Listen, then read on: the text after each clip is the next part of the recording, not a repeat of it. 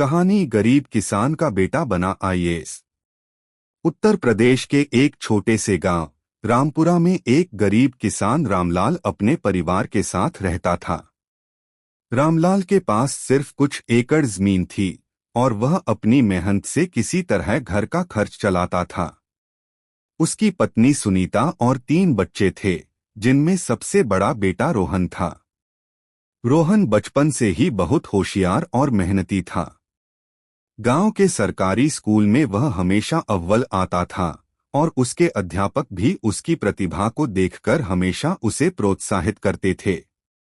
रोहन का सपना। रोहन के पास जो कुछ भी था वह सिर्फ अपनी मेहनत और हिम्मत से हासिल करता था। उसका सपना था कि वह एक दिन बड़ा आदमी बने और अपने परिवार की गरीबी को दूर करे।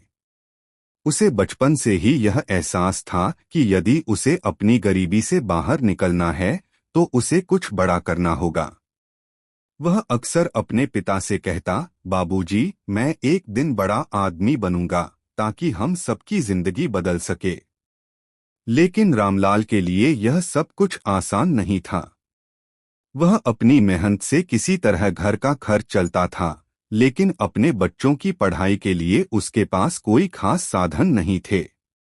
इसके बावजूद रामलाल ने कभी भी अपने बच्चों की पढ़ाई में कोई कमी नहीं होने दी।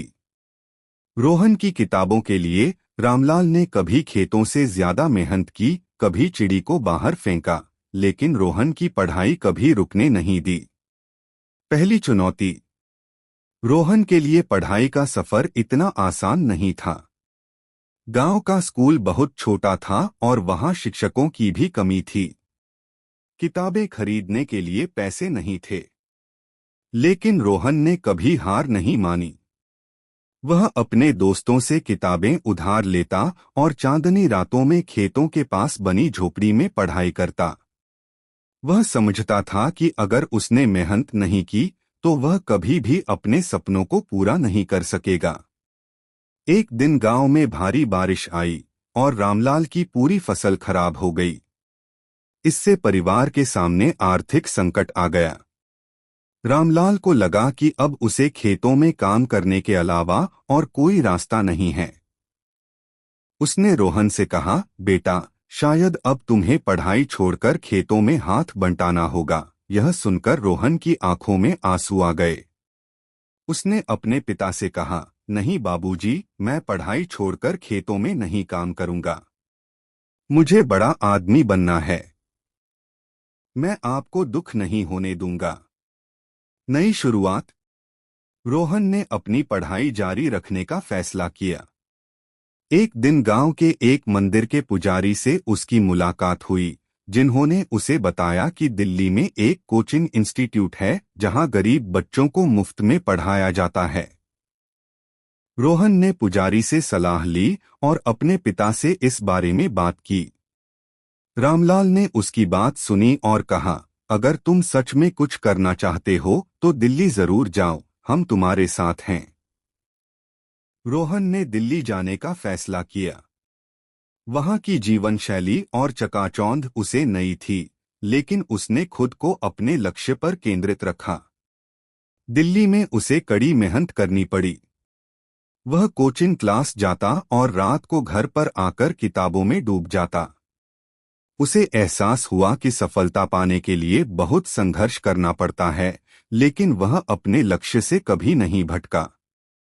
असफलता और संघर्ष।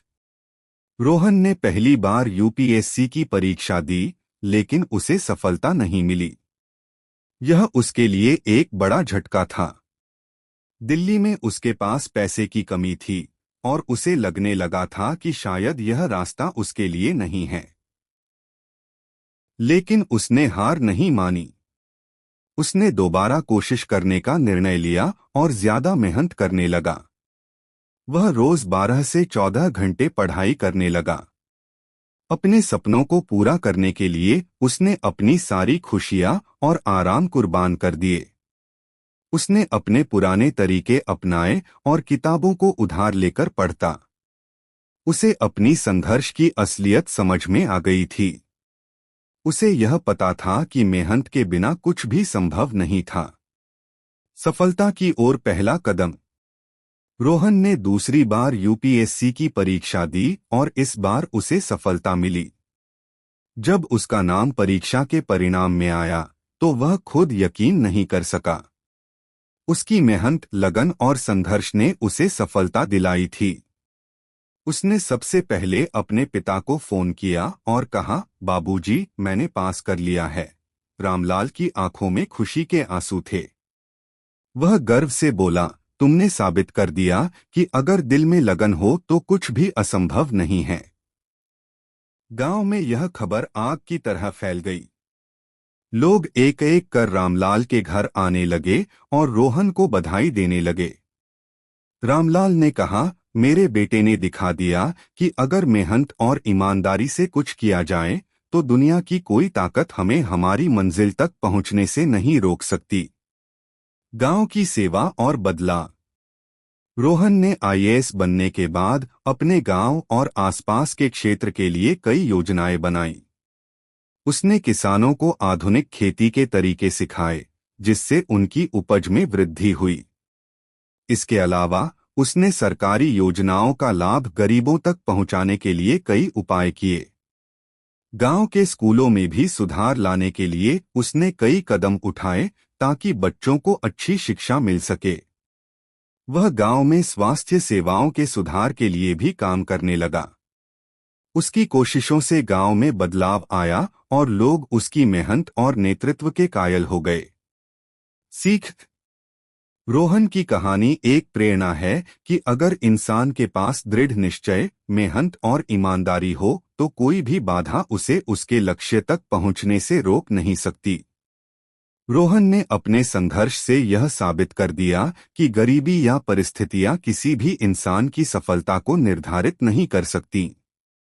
वह हमें यह सिखाता है कि सपने सच होते हैं, बस उन्हें पूरा करने की इच्छा शक्ति और मेहनत चाहिए। समाप्त।